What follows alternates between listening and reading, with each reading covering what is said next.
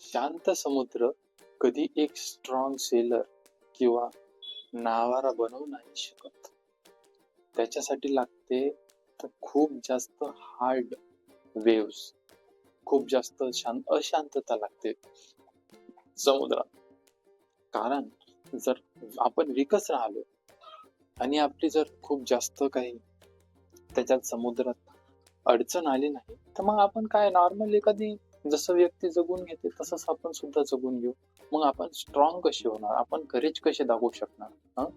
तर त्यासाठी आपल्याला काय करावं लागेल, की आपण जेव्हा देवाला मागतो की मला करेज दे, मला साहस दे, मला कॉन्फिडंट बनव, मला अपॉर्च्युनिटीज दे, तर डायरेक्ट तो तुम्हाला ते पेशंट बनायचं किंवा करेजियस व्हायचं, हे डायरेक्ट क्वालिटीज तुम्हाला नाही देऊ शकत. देव तसं काम नाही करत.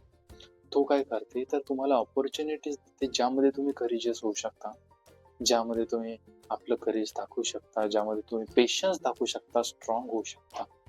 तर अशा गोष्टी, अशा अपॉर्च्युनिटीज क्रिएट करणे देव करतो आणि मग आपल्याला ते क्वालिटीज आपल्यामध्ये डेव्हलप करावं लागते आणि तसंच मग आपण आपलं स्वतःचं कॅरेक्टर सुद्धा बनवून घेतो.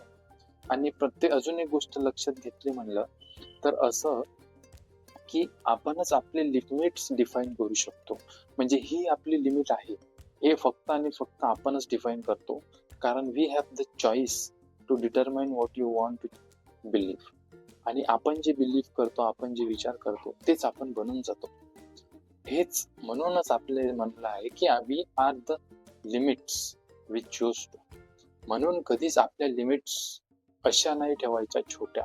लिमिट्स आपल्या प्रत्येक वेळेस मोठ्याच ठेवायच्या किंवा बी लिमिटलेस, लिमिट ठेवायचेच नाही. आपण सगळं काही करतो हेच विचार करायचा. या विचाराने जर आपण पुढे चालत गेलो तर हे जग जिंकण्याची ताकद आपल्यात येते. आणि जसं की जाकीर खान म्हणते की बुवा कधीच आपल्या अवकातपेक्षा जास्तच विचार करत राहता. याने का होईल की तुम्ही जे काही विचार करणार, काय माहित देव तथास्तु म्हणून टाकेल आणि तुम्ही विचार करताय ते खरंच होऊन जाईल. तर कंटिन्युअसली चांगला विचार, आपल्या अवकातीच्या बाहेर विचार कंटिन्युअसली करून राहायचा. याने काय होईल तर आपण स्ट्रॉंग होईल.